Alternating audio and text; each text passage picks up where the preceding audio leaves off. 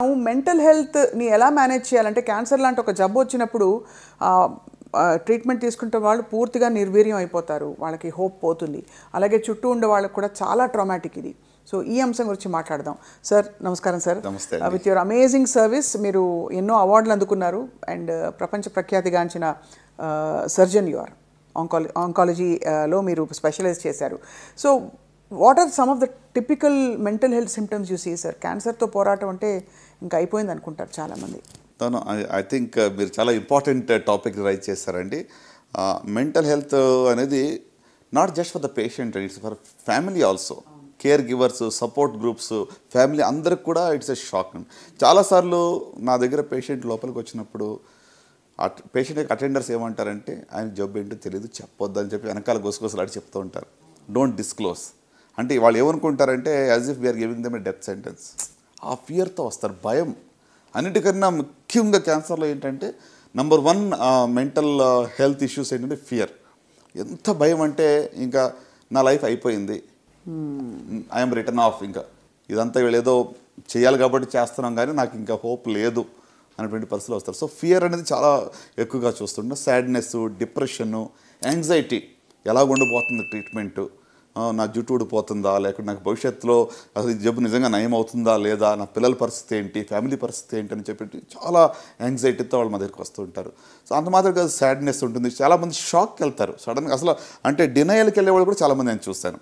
ఇది diagnosis correct కాదు, repeat చేయండి, మళ్ళీ బయాప్సీ చేయండి అని చెప్పి చాలామంది అడుగుతూ ఉంటారు. సో ఇట్లా వేరీడ్ ఫార్మ్స్ ఆఫ్ ప్రజెంటేషన్, భయంతో మొదలయ్యి యాంగ్జైటీతో ఉంటూ, లేక ఎంతో డిప్రెషన్ కానీ, లేకుంటే డినయల్ కానీ, లేకుంటే సమ్ కైండ్ ఆఫ్, అంటే వాళ్ళకి ఎట్లా అంటే sometimes it's mixed emotions వాళ్ళకి. అవును, అంటే కొంతమంది ధైర్యంగా ఉన్నట్టు ఉంటారు కానీ పైన outwardly they are acting as if they are very strong, but deep within they are very much scared.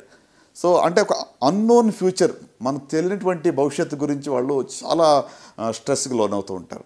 So ఇవి అంటే నిజంగా చెప్పాలంటే ఈ ఇష్యూస్ని పబ్లిక్గా మాట్లాడుకోవడం కూడా చాలా తక్కువ. Correct sir. People go through it, అందరూ దీన్ని అనుభవిస్తారు కానీ చెప్పుకోలేరు. దీన్ని ఎవరి దగ్గరికి వెళ్ళి హెల్ప్ తీసుకోవాలి, ఎలా చెప్పాలని కూడా తెలియదు. అట్లా చాలాసార్లు ఏమవుతుందంటే ఈవెన్ డాక్టర్స్ దగ్గర కూడా అంత ఎక్కువగా వాళ్ళతో టైం స్పెండ్ చేయడానికి వాళ్ళకి టైం ఉండదు. అవును. సో వచ్చి వాళ్ళని పంపించేస్తారు, వాళ్ళకి ఉన్న ఆ యొక్క నీడ్ని ఎవరు కూడా అడ్రస్ చేయటం లేదు. So I think the biggest gap నేను అనుకున్నది ఏంటంటే మెంటల్ హెల్త్కి సపోర్ట్ చాలా తక్కువగా ఉంది. అంటే ఇప్పుడు కేర్ గివర్స్ కానివ్వండి, లేక డాక్టర్స్ కానివ్వండి, వాళ్ళు what they are going through అర్థం చేసుకుని కొంచెం వాళ్ళకి ధైర్యం చెప్పగలిగితే చాలా వరకు వాళ్ళకి తగ్గుతుందని అనుకుంటాను. మనకి ఏమన్నా ఫౌండేషన్ నెట్వర్క్స్ ఉంటాయా సార్ ఇలాగంటే సపోర్ట్ గ్రూప్స్ లాంటివి? అయ్యో డెఫినెట్లీ అండి. అంటే ఒకటండి, ఇప్పుడు ఈ స్ట్రెస్లో రావడము, లేక యాంగ్జైటీ, ఫియర్ రావడం అనేది సర్వసాధారణం. ఇదేదో వింతైన ప్రాబ్లం కాదు. మెంటల్ హెల్త్ డిస్టర్బెన్స్ అనేది మరి క్యాన్సర్ డయాగ్నోస్ వచ్చినప్పుడు ఖచ్చితంగా వస్తాయి. సో దీన్ని ఎలాగ మనం అధిగమించాలని చూస్తే నంబర్ 1 నేనేమనుకుంటానంటే ప్రొఫెషనల్ హెల్ప్ తీసుకోవాలి.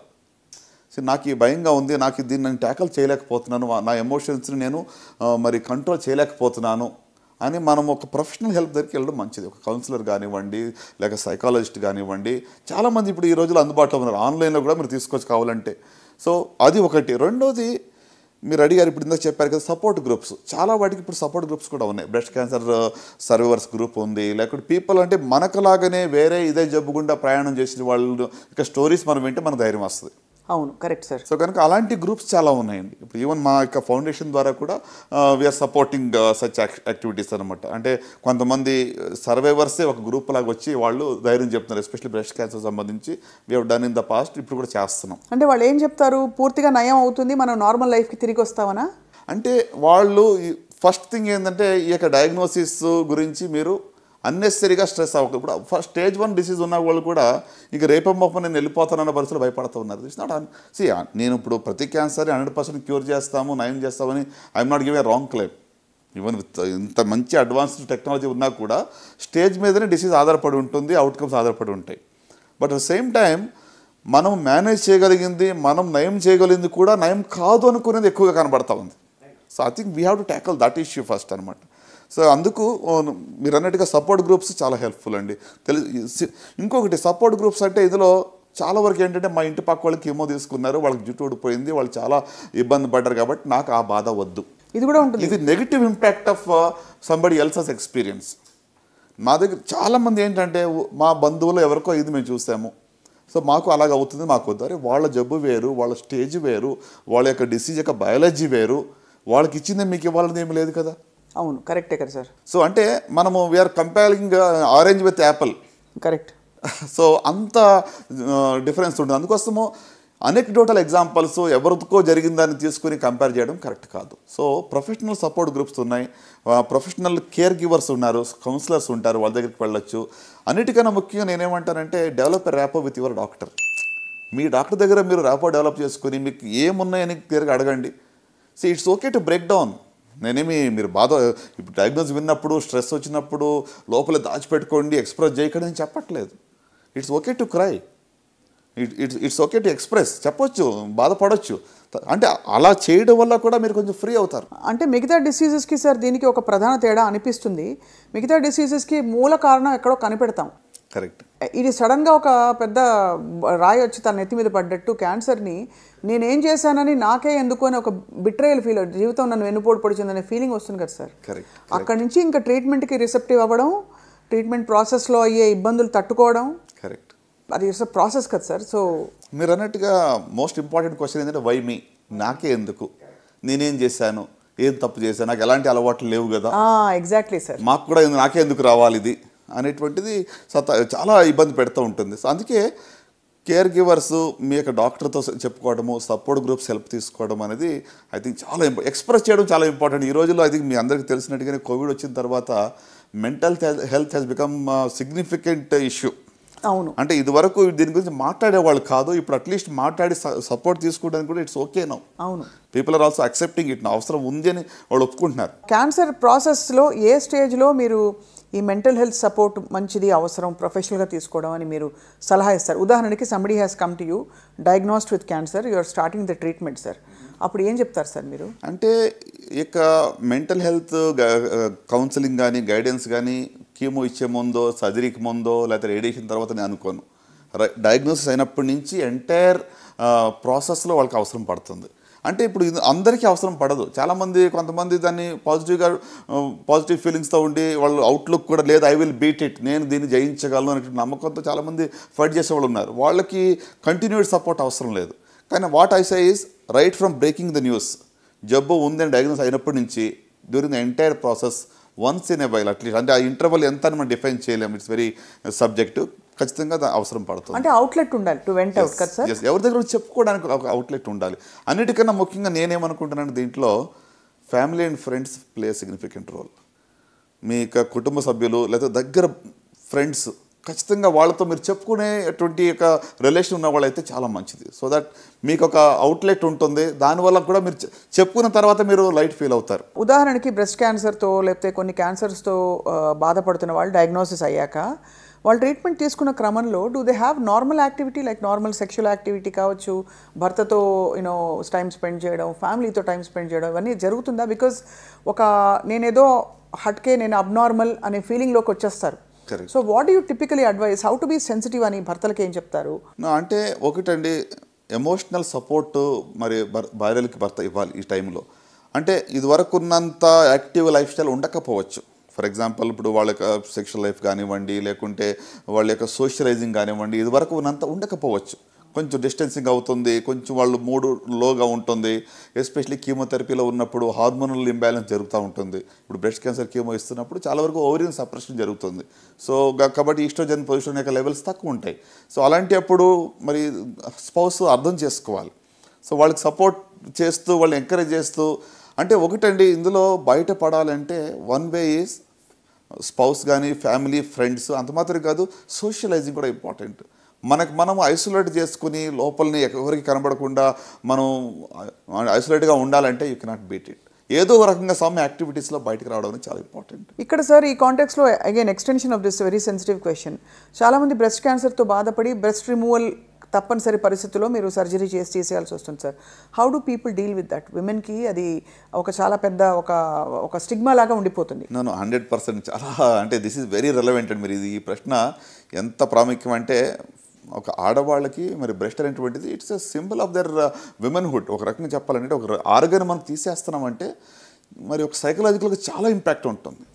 అంటే అందుకే నేను చెప్తున్నాను కదా, ఈ ఇటీవల ట్రీట్మెంట్స్లో ఎట్లా ఉందంటే టోటల్ ఆర్గన్ రిమూవల్ లేదు ఇప్పుడు. అర్లీ డయాగ్నోసిస్ అయితే ఓన్లీ బ్రెస్ట్ కన్జర్వింగ్ సర్జరీ చేస్తున్నాం. Right right. సో ఇదివరకు రాడికల్ మాస్టెక్టమీస్ అని చేసేవాళ్ళం, తర్వాత మోడిఫైడ్ రాడికల్ మాస్టెక్టమీస్, ఇప్పుడు బ్రెస్ట్ కన్జర్వింగ్ సర్జరీస్ అని చేస్తున్నాం. ఈక్వల్ అవుట్కమ్స్తో, అంటే ఏంటి, అర్లీ స్టేజ్లో డయాగ్నోజ్ అయితేనే బ్రెస్ట్ కన్జర్వింగ్ సర్జరీ పాసిబుల్ ఉంటుంది. పెద్ద గడ్డ వచ్చినప్పుడు చేయలేకపోవచ్చు, రొమ్ము పూర్తిగా తీసే అవకాశం ఎక్కువగా ఉంటుంది. సో కనుక ఒకవేళ రొమ్ము పూర్తిగా తీయవలసి వచ్చినా కూడా ప్యానిక్ అవ్వాల్సిన అవసరం లేదు. ఎందుకంటే there are lot of reconstruction options today. అవును, సేమ్ సిట్టింగ్లో రీకన్స్ట్రక్షన్ చేయొచ్చు, లేకపోతే ట్రీట్మెంట్ అయిన తర్వాత కూడా బ్రెస్ట్ రీకన్స్ట్రక్షన్ చేయవచ్చు. తమ ఓన్ టిష్యూస్తోనే చేయొచ్చు, లేకుంటే బయట నుంచి ఒక ప్రాసెస్ పెట్టినా కూడా రీకన్స్ట్రక్షన్ చేయవచ్చు. రైట్. సో అంటే you can get back your confidence. మీరు ధైర్యంగా సమాజంలో ఎలాంటి సిగ్గు పడకుండా ఉండటానికి అన్ని రకాల ఆప్షన్స్ ఉన్నాయి. ఏమీ లేదనుకోండి, ప్రస్తుతానికి రీకన్స్ట్రక్షన్ ఇప్పుడు వద్దు, టోటల్ బ్రెస్ట్ తీసేశారు అనుకున్నా కూడా ఆర్టిఫిషియల్ ప్రాసెస్ అందుబాటులో ఉన్నాయి. సో అట్లీస్ట్ అంటే అవి మనం వాడుకొని కూడా you can easily move around. అంటే నలుగురు మధ్యలో వెళ్ళాలి, నాకు ఎంతో సిగ్గుగా ఉంటుందని భయపడే అవసరం లేదు. చాలామంది నా ఫ్రెండ్స్ ఉన్నారు సార్, ఒవేరియన్ క్యాన్సర్ లేదు ఓవరీస్లోకి అది వ్యాప్తి చెందుతోందనే ఒక భయంతో ఓవరీస్ కూడా తీసేసిన వాళ్ళు, they feel less of a woman. Correct డెఫినెట్గా అండి. అంటే ఎస్పెషల్లీ బ్రెస్ట్ క్యాన్సర్లో యంగర్ ఉమెన్లో, ప్రీ మెనోపాజల్లో ఓవరియన్ సప్రెషన్ అనేది ఒక ట్రీట్మెంటే. ఇక హార్మోన్ థెరపీలో కూడా ఓవరీ సప్రెస్ అవుతుంది, కీమోతో కూడా సప్రెస్ అవుతుంది. అలాగే కొంతమందికి ట్రీట్మెంట్ కానీ ఓవరీస్ తీసేస్తాం. అవును. సో కాబట్టి definitely they will go through this. అంటే ఈ యొక్క హార్మోనల్ ఇంబ్యాలెన్స్ వల్ల విమెన్హుడ్ అనేటువంటిది తగ్గింది అనేటువంటిది వాళ్ళకి ఫీలింగ్ ఉంటుంది. సో దీనికి దట్స్ వాట్, అంటే సపోర్ట్ చాలా ఇంపార్టెంట్.